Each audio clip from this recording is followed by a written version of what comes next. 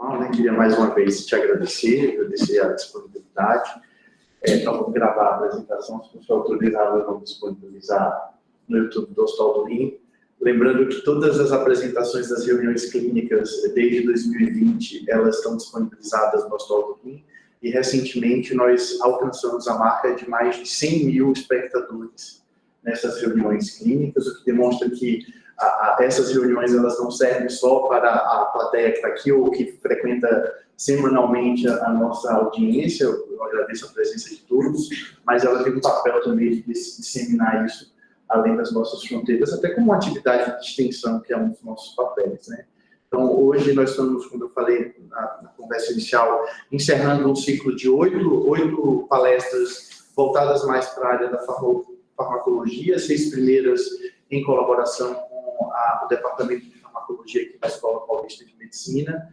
E hoje nós vamos encerrar esse ciclo, que nós devemos retomar o ano que vem, no segundo semestre, com uma apresentação do Dr. Hélio sobre o desenvolvimento de novas drogas. O Dr. Hélio Tedesco Silva Júnior, ele tem a formação dele toda aqui na Escola Paulista de Medicina, né, a graduação, o mestrado e o doutorado. Depois ele foi passar um período nos Estados Unidos, ficou na Universidade de Stanford, se dedicando a essa área do conhecimento, né, no desenvolvimento de imunossupressores especificamente. E, como eu falei inicialmente, tem um papel assim, fundamental, não apenas no desenvolvimento assim, e na progressão da Fundação Oswaldo Ramos e do Hospital do Rim, como do próprio Programa de Transplante Brasileiro, né? O currículo do Dr. Hélio é invejável. Recentemente, a Escola Paulista de Medicina publicou uma lista de pesquisadores de destaque da instituição e ele foi um dos pesquisadores. E é uma grande honra trabalhar com ele, ter ele no grupo. E, sem mais delongas, eu queria passar a palavra para você falar sobre o desenvolvimento de novas drogas. Obrigado, doutor Hélio. Obrigado, Lúcio. Uma apresentação muito gentil e possivelmente maior do que a minha relevância aqui para a universidade. Eu costumo dizer que o meu interesse maior está aqui dentro, está em disseminar o conhecimento, principalmente para as pessoas com as quais eu trabalho. Então, é um prazer muito grande voltar aqui para discutir, possivelmente, um tema que eu tenho alguma experiência. Porque, em termos de desenvolvimento de novas drogas, eu tive a oportunidade de participar de todas as etapas do processo de desenvolvimento de uma nova substância, não integralmente com uma única substância, mas com várias substâncias em diferentes fases. E eu não tenho nenhum conflito de interesse nessa palestra, apesar de ter inúmeros conflitos de interesses com diversas drogas que nós utilizamos atualmente. Mas para essa palestra eu não vou falar de transplante, eu não vou falar de drogas que nós utilizamos para transplante, mas eu vou me detalhar de forma a complementar as apresentações, as palestras prévias em termos de farmacologia, e a última palestra, que possivelmente é o resultado final do desenvolvimento de uma nova droga, que é a incorporação na sociedade, o acesso ao paciente a essa medicação, vai ser essas etapas até esse ponto. Então, eu vou simplesmente me ater às etapas do desenvolvimento de novas drogas de forma bem genérica. Então, se nós vamos pensar, a descoberta de medicamentos, ela começa com um candidato. E esse candidato é uma substância qualquer que pode ser descoberta acidentalmente ou, mais recentemente, através de várias tecnologias, como biologia molecular, a tecnologia genética, que o Dr. Luiz salientou, e, eventualmente, o professor Luiz Juliano está presente, por química combinatória. E ela tem uma capacidade muito grande de realmente identificar novos compostos. Pode ser até 1 milhão de substâncias podem ser testadas a cada ano. Uma vez identificada uma determinada substância, nós passamos para a fase seguinte, que é o desenvolvimento pré-clínico.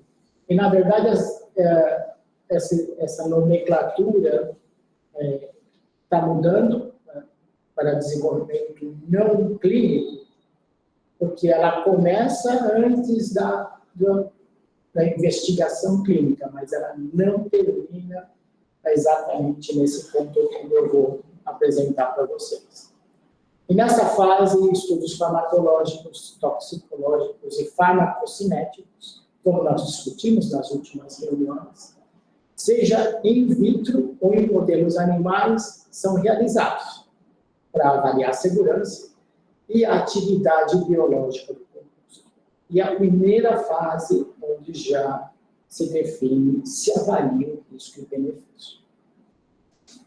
A seguir, nós temos as etapas típicas do estudo clínico, a fase 1, 2, 3 e 4, elas têm agora subdivisões, fase 1A, 1B, fase 2A, 2B, mas, na verdade, elas progridem de forma sistemática com uma segurança extremamente bem controlada.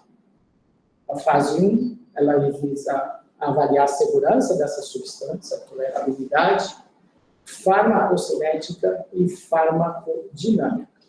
Tipicamente, são pacientes saudáveis que recebem doses crescentes da nova medicação, seja em dose única ou em doses múltiplas, mas para avaliar principalmente segurança, tolerabilidade, farmacocinética e farmacodinâmica.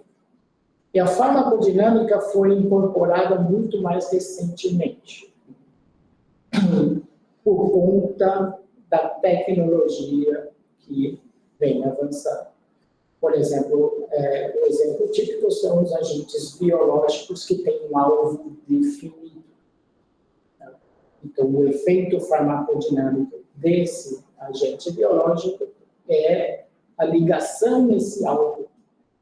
E hoje nós temos formas de identificar se esse alvo existe, aonde ele está, e se com a dose administrada ele está bloqueado e se a sua função está inibida. Na fase 2, nós possivelmente já mudamos de forma genérica para a população-alvo. São pacientes com a enfermidade cuja qual nós estamos investigando uma nova terapia e já avaliamos eficácia e segurança.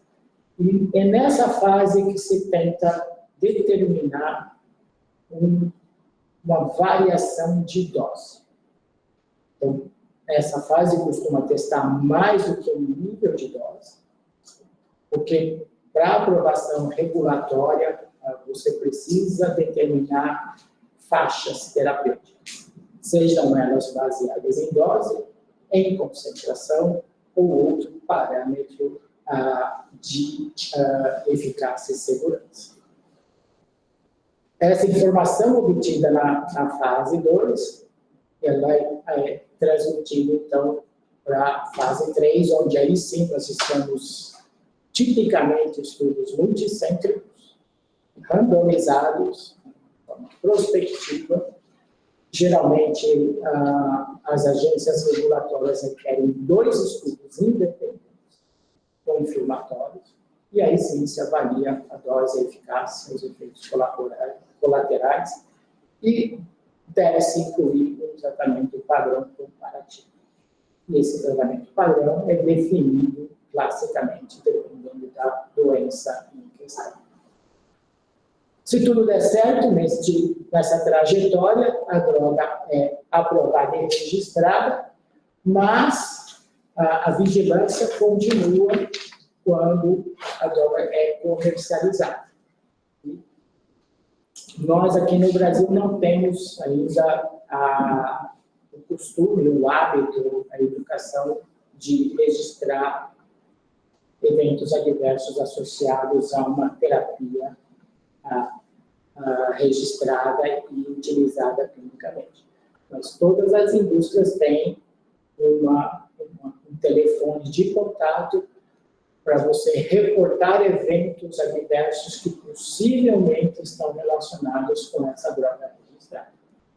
E essa informação é extremamente fundamental, porque existem várias drogas cuja comercialização foi descontinuada depois do seu registro, por observação de eventos adversos não registrados durante o desenvolvimento da droga.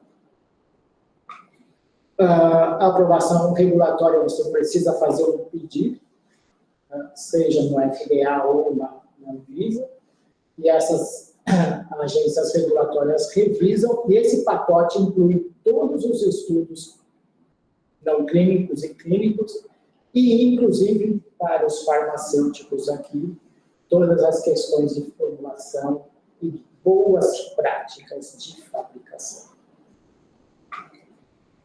E depois ainda nós vamos fazer essa vigilância universal após comercialização. Um breve histórico, quando me convidaram para fazer essa palestra, eu achei que eu deveria fazer alguma revisão. Isso daqui é conhecimento adquirido na última semana, eu não tinha esse conhecimento, mas foi bastante interessante perceber que talvez a pesquisa clínica começou com Paul Ehrlich, um químico que ganhou o Prêmio Nobel de Medicina e Fisiologia em 1908, e que foi o primeiro a definir o conceito de que substâncias não agem se não estiverem ligadas. O primeiro investigador a definir alvos moleculares como os receptores farmacológicos. E ele, nessa época, investigou, testou mais de 600 substâncias para o tratamento de sífilis na Alemanha. Muito interessante. Pode ser, alguém pode dizer que ele é o fundador da pesquisa clínica. Depois, a seguir, por conta de vários problemas, a pesquisa não tinha nenhum controle regulatório, foi fundado o FDA para regular a qualidade dos alimentos e medicamentos, e depois, por conta de várias questões de investigação, se criou o Código de Nuremberg em 1947, definindo os princípios básicos para a condução de estudos clínicos. E os pré-requisitos para a utilização de novas substâncias na população: nós deveríamos ter conhecimento da sua composição química, pureza, testes de toxicidade aguda ou prolongada por doses repetidas em diferentes espécies animais, avaliação histopatológica de vários órgãos, isso se faz rotineiramente, especialmente rins e fígado, que são envolvidos diretamente na maioria dos processos de metabolização e eliminação. Mecanismos conhecidos de absorção e excreção e interações com outras substâncias e alimentos. Vejo que já faz alguns anos que essa regulamentação requer um conhecimento detalhado da substância em teste. E nos últimos 30 anos, ou entre 1950 e 80, se formaram os primeiros grupos de pesquisas multidisciplinares, porque para realmente definir esses critérios para se investigar uma substância em seres humanos, nós precisamos de farmacologistas, fisiologistas, químicos, e esse foi o princípio da indústria farmacêutica. E nessa época, entre 1950 e 1980, se criou realmente o conceito de alvo terapêutico e a direcionamento da investigação de novas terapias baseado no público-alvo. Quais são os estudos iniciais para novas drogas? Como que nós iniciamos esse processo? Primeiro é a identificação e validação do alvo terapêutico. E aqui é muito interessante, né, porque até hoje existe essa, não vou dizer dicotomia, mas duas possibilidades. A abordagem pode ser baseada no fenótipo, ou seja, na fisiopatologia da doença, ou, mais recentemente, né, no alvo terapêutico, na identificação do alvo daquela substância.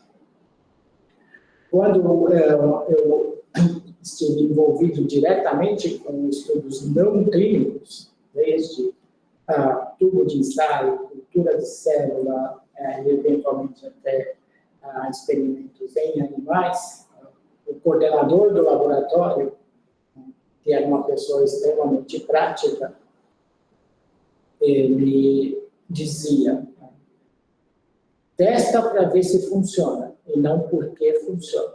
Porque se não funcionar, é melhor você abandonar. E até hoje esse conceito persiste.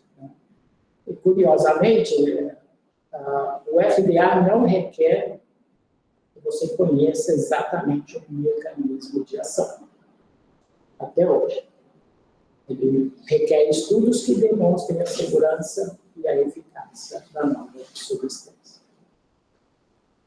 O alvo terapêutico é o local onde a substância se ligará, né, promovendo a sua atividade biológica. Mas nós vamos ver que a situação não é tão simples assim como pode parecer. A seguir, nós temos o processo de ensaios in silico, na verdade, isso são modelagens. E você pode utilizar qualquer tipo de método. A maior parte deles são computacionais, modelos preditivos, que testam hipóteses e, principalmente, que avaliam a relação de estrutura e atividade, até você identificar realmente o melhor composto.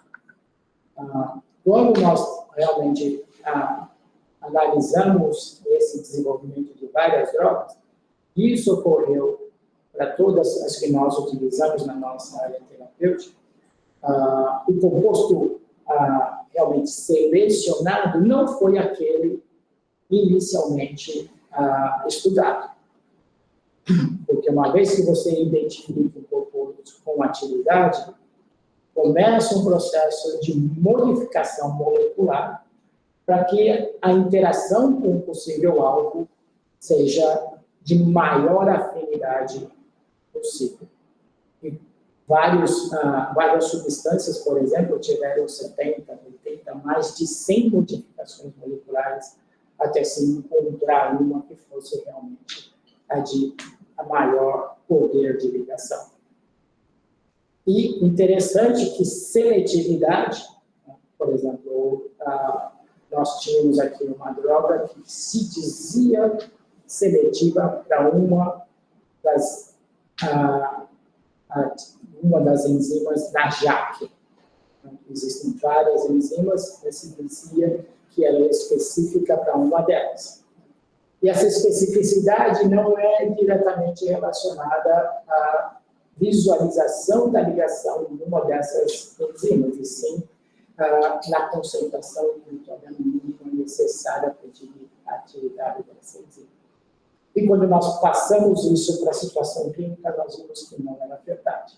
Que ela acabava interferindo com uma outra que estava envolvida no processo de eritropoiese, e a maior parte dos pacientes desenvolveu anemia numa severidade, em uma proporção diferente do nosso grupo controle. Então, esses modelos são bastante importantes, mas eles não são realmente confirmatórios.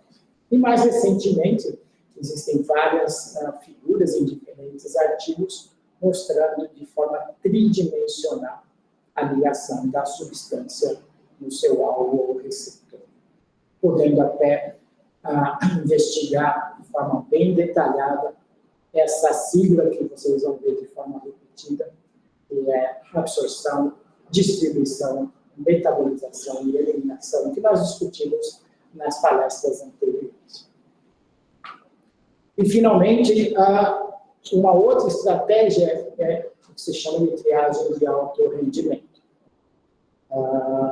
Se alguém de vocês teve a oportunidade de visitar o laboratório farmacêutico, eles têm o que eles chamam de biblioteca de substâncias. E essa biblioteca tem milhares de compostos. Eles têm ensaios para diferentes mecanismos de ação, todos eles patrocinados. Então, todas essas grandes indústrias têm bibliotecas com milhares, talvez milhões de substâncias, e têm milhares de ensaios celulares ou bioquímicos totalmente automatizados. De forma que, por exemplo, se começou com aquelas microplacas de 96 fósforos, quem trabalhou em pesquisa básica sabe como é essa placa, mas isso já evoluiu para placas com mais de 1.500 fósforos, onde você pode estudar mecanismos celulares ou bioquímicos de ação diversos, com diferentes ensaios, com diferentes envolvimentos em processos fisiopatológicos. O interessante é que se acreditava que, com a capacidade de nós isolarmos e identificarmos um alvo farmacêutico, que o número de drogas aprovadas baseado na ligação da substância em um alvo determinado seria maior.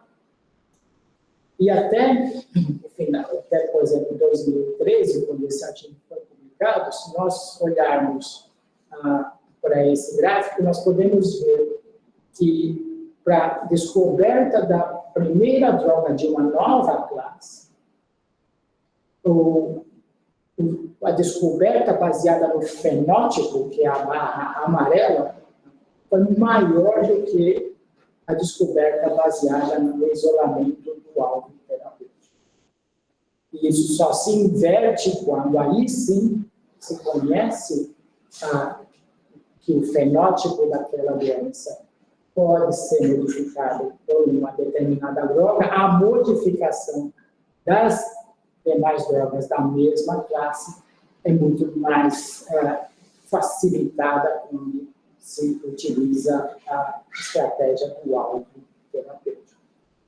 Então, duas estratégias ainda que são usadas de forma ou concomitantes ou complementares.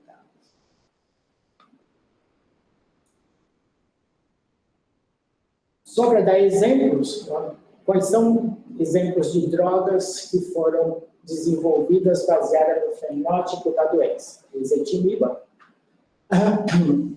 Vorinostat, que é uma droga que foi acidentalmente descoberta com efeito anticancerígeno, e uma série grande de antibióticos em testes de antibiograma como a linezolida.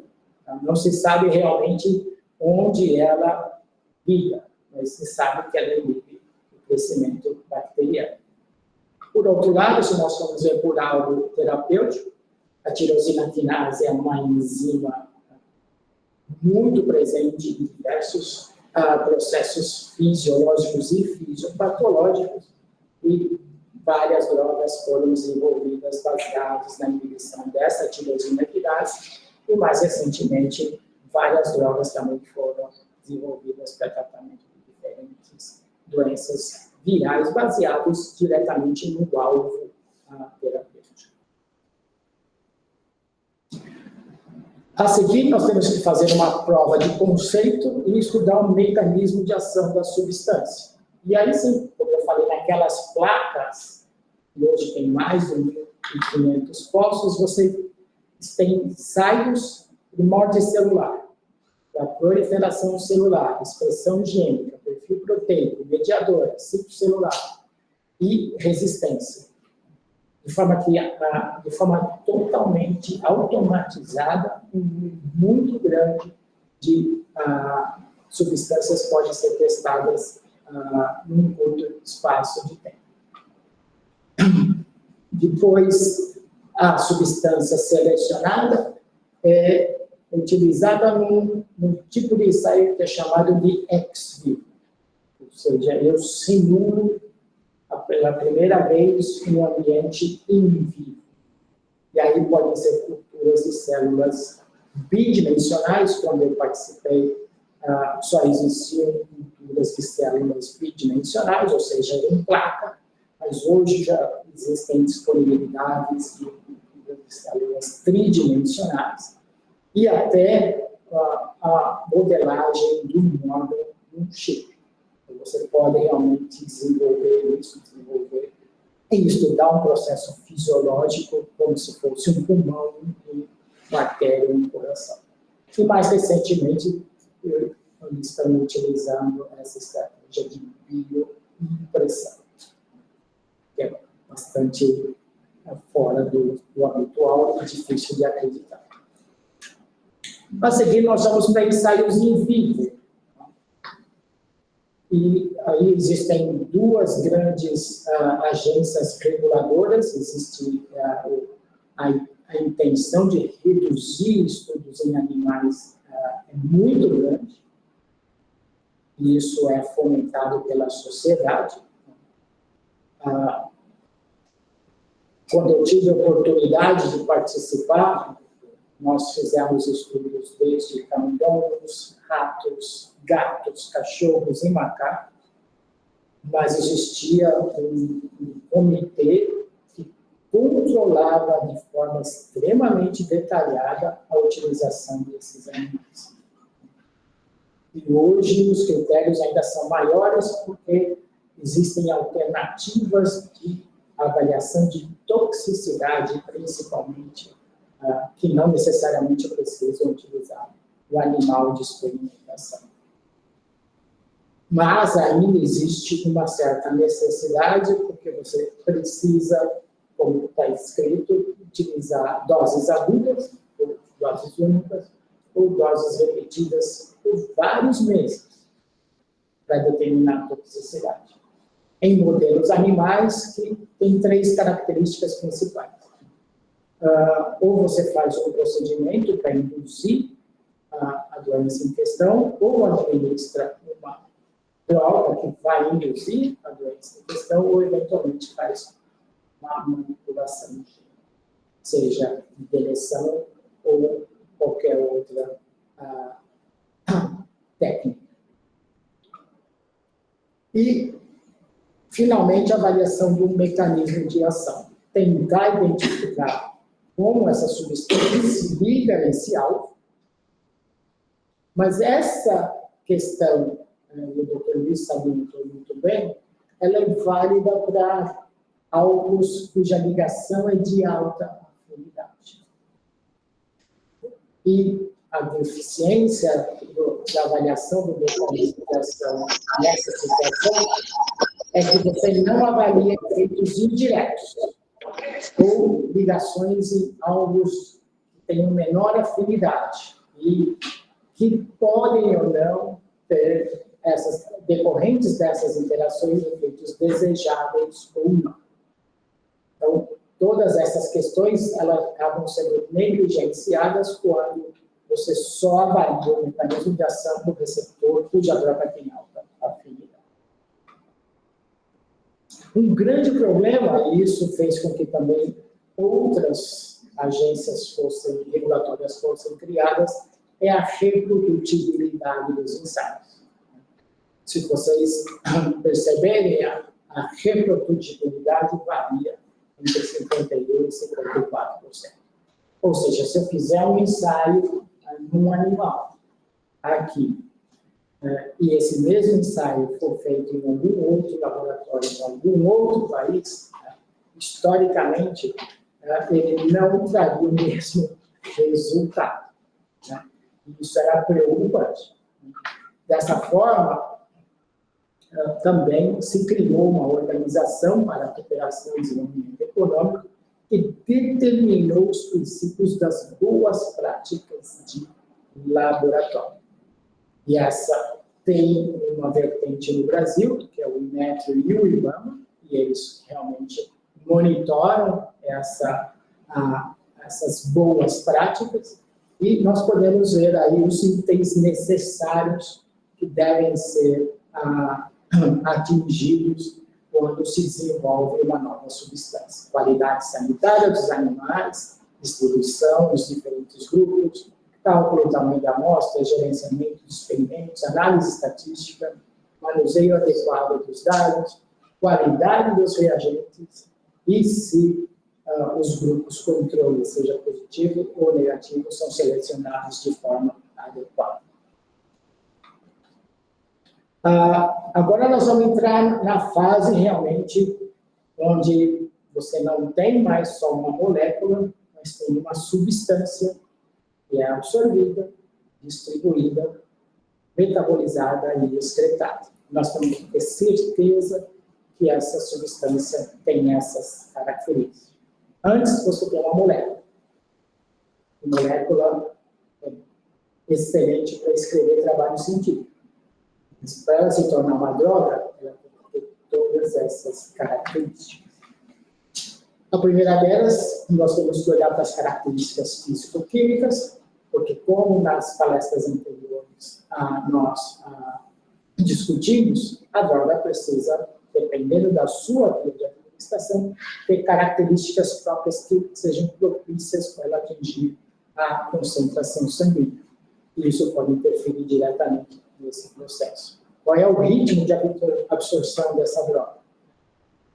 Fundamentalmente, ela se liga ou não às proteínas, ou outros elementos figurados do sangue. Porque o princípio farmacológico, nós discutimos nas palestras anteriores, ainda continua. É a droga livre que se liga ao receptor. Então, todos os elementos que se ligam à droga interferem no efeito farmacológico dela. E todos os processos de metabolização. Isso é testado de forma extensa, né? Seja in vitro, ex vivo ou in vivo. Por exemplo, o fígado é o principal local de metabolização dessas substâncias. Então, nós temos como testar isso em microsomas hepáticos isolados, em cultura de hepatócitos.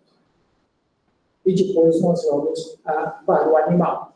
E dessa forma, nós vamos prevendo efeitos terapêuticos ou efeitos tóxicos. E, principalmente, as vias de metabolização, que principalmente são as enzimas hepáticas.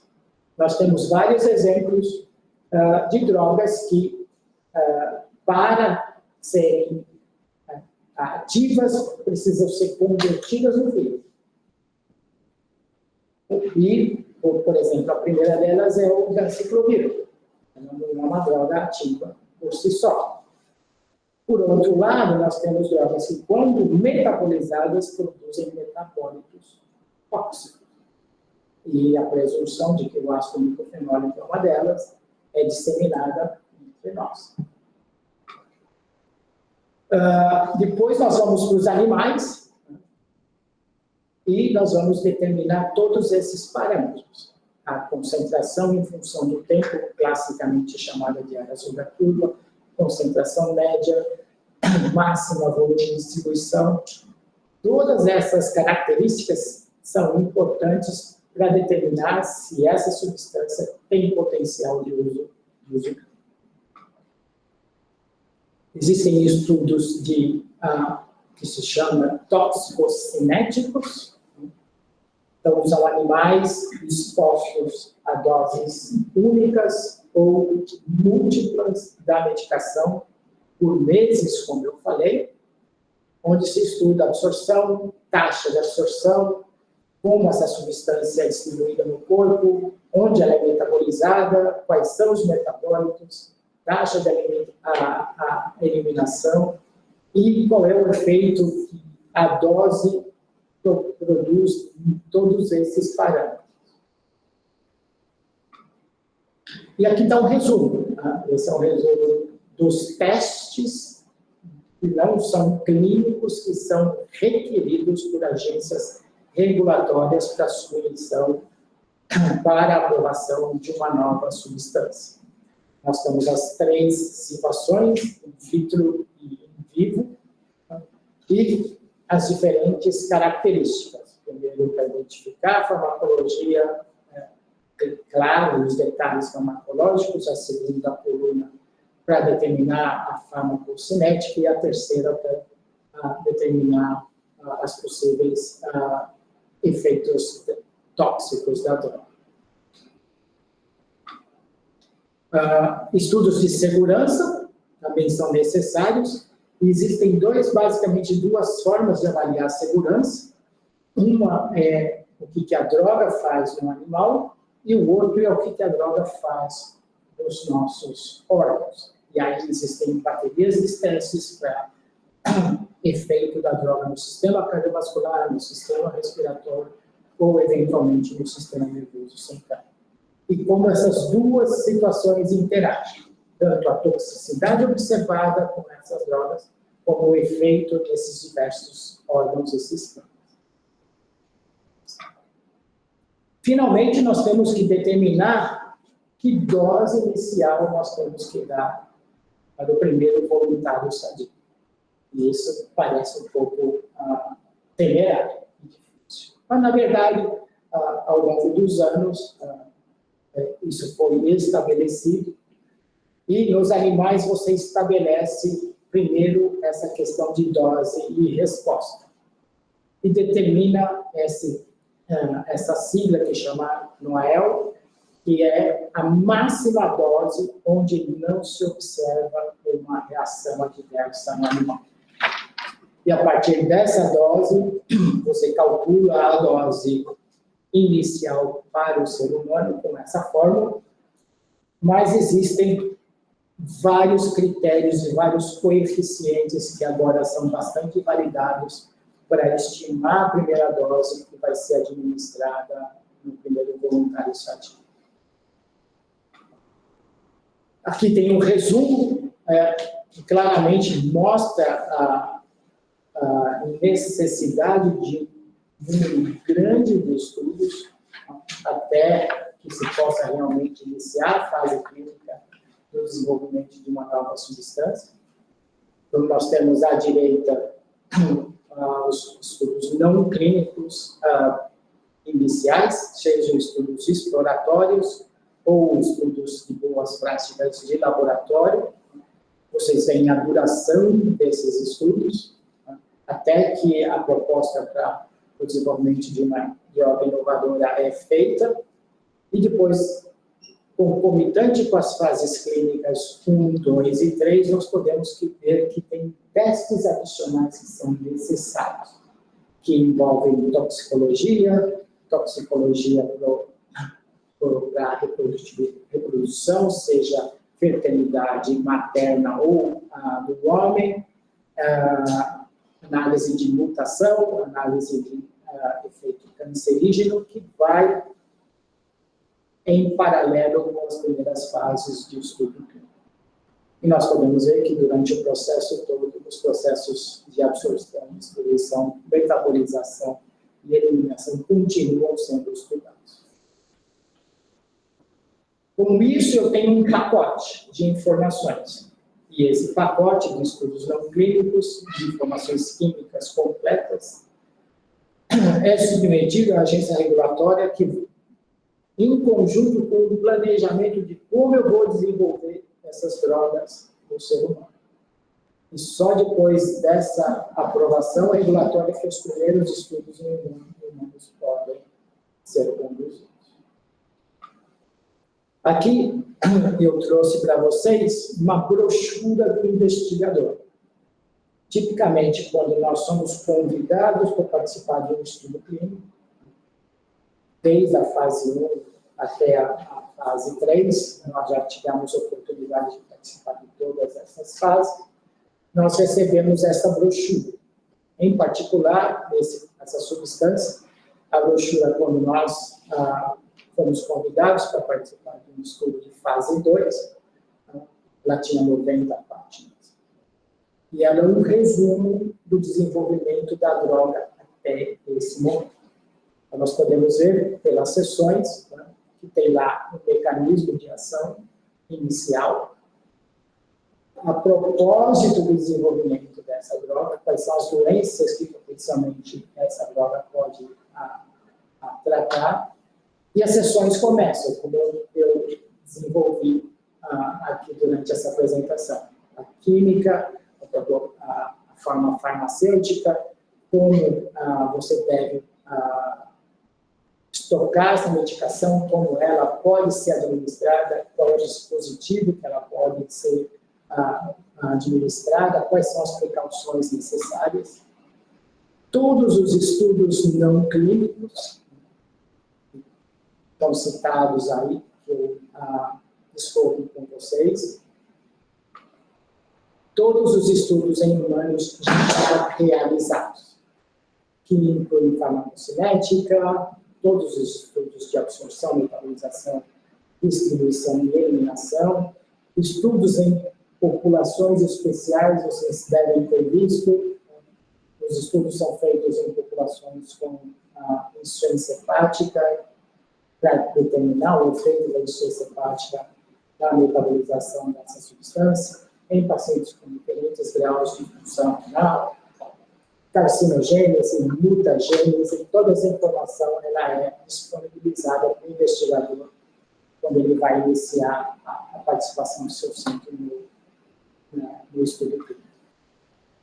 E, finalmente, os dados de potenciais problemas de segurança, particulares, possivelmente, dessa droga. Aqui está um slide que a Cláudia mostrou durante esse ano, que ele é um resumo do investimento e da eficiência do processo. Quando nós iniciamos lá com a identificação do alvo, nós iniciamos possivelmente com 100 mil compostos, só 5 deles atingem a fase clínica e só um é aprovado. Em termos de tempo necessário, média 3 a 4 anos de estudos não clínicos, 8 a 10 anos de estudos clínicos e 1 ano para aprovação regulatória, o que dá um total de quase 20 anos. E, possivelmente, 20 anos de proteção de patente dessa substância, porque elas são registradas a partir do potencial inicial de uso terapêutico. E o investimento necessário. São em torno de 150 bilhões de dólares por ano para aprovar 50 novas terapias. Inovações, então nós vamos utilizar, não há dúvida que nós vamos utilizar a inteligência artificial nesse processo de identificação e aperfeiçoamento de novas substâncias em diferentes fases, predição da estrutura proteica, seleção do composto, geração molecular, predição da farmacocinética, isso tudo pode realmente ser supervisionado por inteligência artificial. Essa é uma das estratégias que está sendo utilizada. Existem novas estratégias de estudos clínicos também, para acelerar o processo, em todas as suas fases, utilizando métodos estatísticos mais sofisticados, mas principalmente, se nós colocarmos nos estudos de fase 2 ou 3, enriquecer populações que têm características semelhantes daquela doença. Porque uma das grandes dificuldades de demonstrar eficácia e segurança é a heterogeneidade da população em questão. Existem novas terapias que não está bem definido esse processo regulatório, alguns biológicos e algumas proteínas de fusão. Terapia celular, não se sabe muito bem quais são os passos, seja autóloga ou hipoafetiva, a sua célula expande e reinfunde no paciente com características modificadas, ou principalmente o uso mais interessante de terapia celular comercial, onde você vai simplesmente na farmácia e vai comprar um grupo de células com características específicas. RNA de interferência, uma tecnologia extremamente nova, o tratamento agora aprovado para a hiperoxaluria primária, edição gênica, isso também é bastante inovador, a regulamentação disso ainda é bastante controversa, ou eventualmente até o uso de nanopartículas que realmente direciona ou seja, a substância para um alvo terapêutico, onde quer que ele esteja. Como conclusão, dá para nós termos a impressão, primeiro, que o desenvolvimento de nanoorganel é um processo longo, requer a presença de múltiplos investigadores em diversas áreas, necessita de um elevado grau de conhecimento, de recursos tecnológicos complexos, mas nós podemos até dizer que a eficiência é baixa. Está entre aspas, porque é difícil fazer esse tipo de crítica de forma confirmatória. Mas 20 anos para desenvolver um número relativamente pequeno de horas pode realmente caracterizar como baixa eficiência. E, como eu mostrei para vocês, um custo muito elevado. Qual é o futuro dessa área de desenvolvimento? Ele é incerto e, possivelmente, essas tecnologias novas podem realmente ser mais eficientes e com um custo menor. Obrigado pela atenção.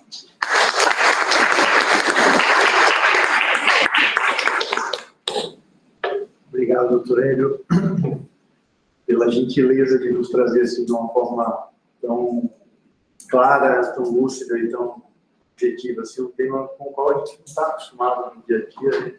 Uma visão assim, absolutamente soberba. Temos ainda alguns minutos aí para a discussão e eu queria começar essa discussão com esse ponto final em relação... Você descreveu todo o processo aí e eu tive a mesma impressão antes de você botar o último slide, eu falei, esse é um processo de muito pouca eficiência, assim, né? Entretanto, essa eficiência foi estressada alguns anos atrás, recentemente, com uma situação de saúde pública inédita, que foi a emergência de um novo vírus com a taxa de letalidade alta, onde se precisava desenvolver, no primeiro momento, terapias ou adaptar novas terapias para reduzir a taxa de letalidade e o desenvolvimento de vacina utilizando uma plataforma que nunca tinha sido utilizada em escala global. Não dá para utilizar esse exemplo e tentar melhorar, não melhorar, mas tornar esse processo mais eficiente, menos custoso e com possibilidade de desenvolvimento de inovadores, né, de moléculas inovadoras serem menos caras e de mais acesso à população. Eu creio que sim. Mas tem dois pontos que acho que são bastante relevantes nessa proposta. Uma delas é a questão da identificação adequada do alvo terapêutico. Não necessariamente a identificação desse alvo trará um benefício presumido. E, em segundo lugar, numa situação de pandemia, a mobilização da sociedade é muito grande. E eu não tenho tanta certeza que, se nós estivermos expostos a uma outra pandemia, que o resultado vai ser melhor do que a primeira. Essa mobilização social, essa aceleração dos processos dependem da integração de diferentes laboratórios de diferentes países. E isso não é simples de ser coordenado.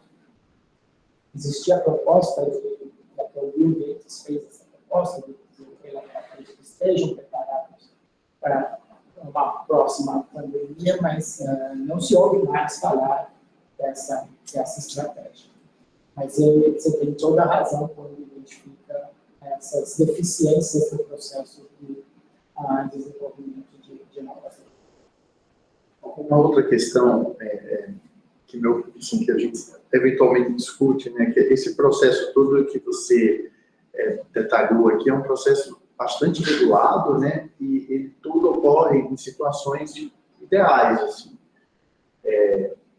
Especialmente a parte não clínica, como você bem colocou.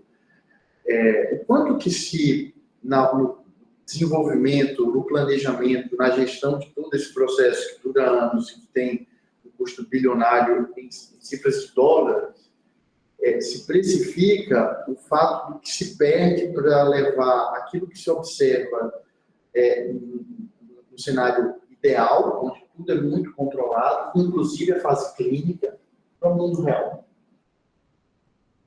Essa é a dificuldade de realmente lidar com pessoas.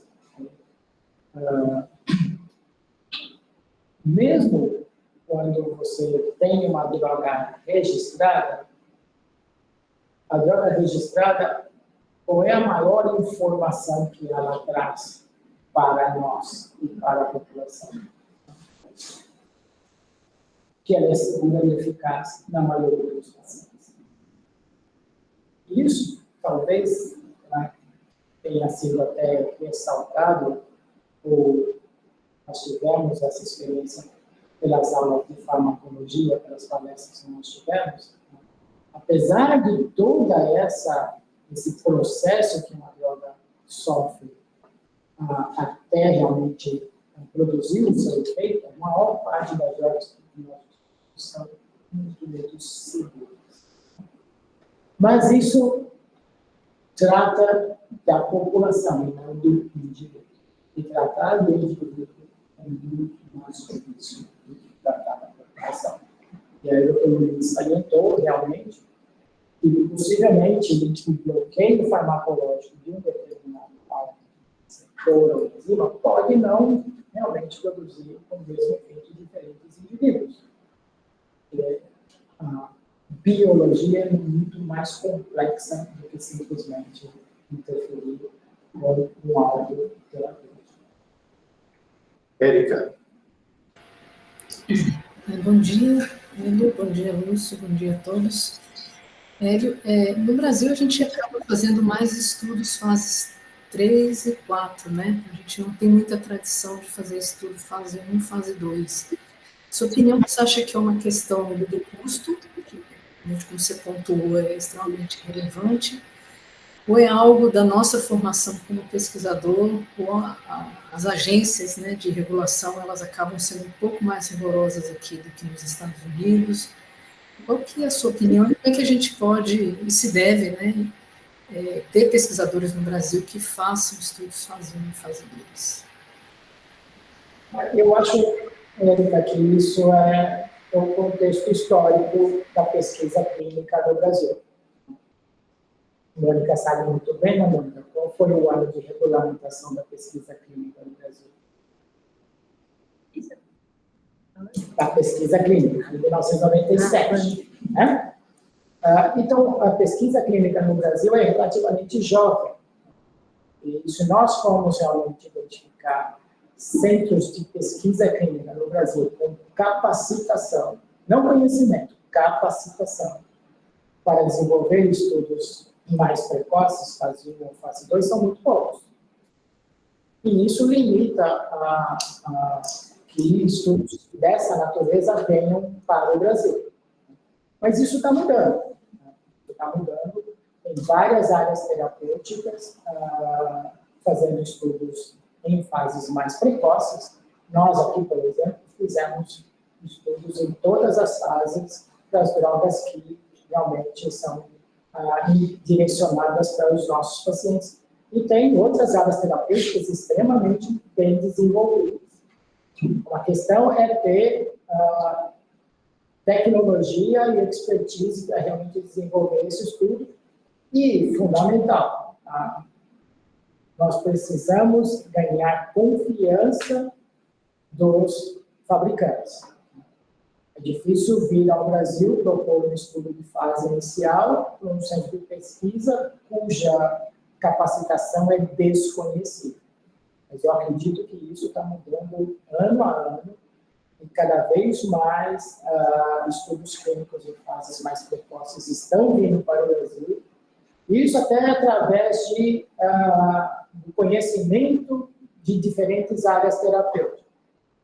Por exemplo, nós temos um contato muito estreito com uma empresa que desenvolve pesquisa clínica em diversas áreas. E através dessa empresa, nós estamos conseguindo trazer para o Brasil estudos de fases precoces para áreas terapêuticas que não têm nada a ver com o transplante. Inclusive, por exemplo, vamos trazer terapia celular também. Então, é uma questão realmente de ter a capacitação e de ser reconhecido como um centro que pode conduzir esse tipo de estudo. Mônica, você foi citada, então... Doutora, obrigada pela aula. E o senhor comentou, né, toda a fase de desenvolvimento de drogas. E o que a gente vê agora também, as indústrias pedindo estudo de vida real, que é mais com dados, evidências. Eu queria que o senhor comentasse sobre isso, se isso vai ser, daqui para frente, estudos que vão estar junto ali na linha do tempo. Bom, eu acho que os estudos eles são complementares. Não tem como eu conduzir um estudo de vida real sem ter um fármaco aprovado e registrado. O estudo de vida real vai complementar a nossa informação. Como eu falei, o estudo, os passos para a aprovação de uma droga, eles envolvem um tratamento com uma determinada doença com um certo grupo de pacientes. O estudo de vida real vai realmente complementar essa informação, né?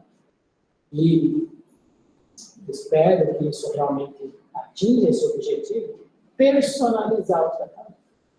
Ou seja, para aqueles extremos de pacientes, ou que têm desproporcionalmente uma incidência de eventos adversos maior, ou cuja eficácia não é comparável à da maioria da população, você vai poder entender os motivos por trás dessas discrepâncias e realmente personalizar o tratamento. Seja, eu preciso dar uma dose menor para esses pacientes com relações tóxicas, ou eu preciso dar uma dose maior para aqueles cuja eficácia não é a mesma do grupo como um todo. Mas eu acho que isso ainda está em desenvolvimento. Existe promessa de todas as substâncias aprovadas daqui para frente continuar medindo o efeito delas de vida real para realmente ganhar essa informação. Isso até é melhor se nós adicionarmos toda a facilidade hoje que nós temos a todas as ômicas possíveis. Se eu puder entender por que o efeito é diferente, isso vai ainda melhorar. Então, o banco de dados vai ganhar talvez uma força maior. Eu não acredito que é um banco de dados, porque todos nós trabalhamos com banco de dados, e a maior parte dos bancos de dados, a maior deficiência é a falta de dados. Essa coisa do registro voluntário, ela não funciona. Ele tem que ser uma coisa proativa, uma coisa que seja conduzida em tempo real para se obter informação, da mesma forma que ela é feita na pesquisa. Antes de você para comentários finais, eu queria anunciar a próxima reunião. E Camila, que é coordenadora, Camila Barbosa, coordenadora do setor de diálise aqui do Hospital Vipim, da Fundação Oswaldo Ramos, vai falar sobre a admissão e treinamento do paciente no programa de diálise peritoneal, que é uma fase fundamental, né? Você mencionou no início da discussão, assim, a questão do conceito, né? Eu acho que esse é um ponto importante, né? Esse conceito que está bem solidificado na pesquisa clínica, no transplante. Agora, estrategicamente, nós estamos levando para o serviço de diálise peritoneal, para escalar o serviço de diálise peritoneal, gerar uma cultura e levar, quem sabe, contaminar isso além dos nossos mundos, né, para aumentar a taxa de utilização de diálise peritoneal no Brasil, que está abaixo de 4%. Há 2 semanas atrás, a gente teve uma jornada de diálise peritoneal aqui, que foi um grande sucesso, assim, e a ideia é treinar pessoas, estabelecer cultura e aumentar o número de pacientes em diálise peritoneal, porque isso certamente vai contribuir para equilibrar a questão da linha de cuidado da doença renal crônica. Falando em linha de cuidado, no próximo semestre, todo o primeiro semestre, essa reunião clínica aqui da Fundação Oswaldo Ramos será dedicada a discutir toda a linha de cuidado do paciente com doença renal crônica, desde os seus estágios mais iniciais até as terapias renais substitutivas. Então, eu queria te agradecer pela excelente apresentação, passar para você os comentários finais. Agradeço novamente o convite para complementar e fechar esse ciclo de palestras envolvendo farmacologia, investigação clínica. E dizer que até eu tenho um conflito de interesse com a próxima palestra, porque eu iniciei minha pesquisa clínica justamente na diálise peritoneal. Então, com certeza, eu fico muito contente de alguns conceitos vão ser disseminados também dentro dessa área terapêutica. Eu agradeço novamente a participação de todos, e é sempre muito bom estar aqui com vocês. Obrigado.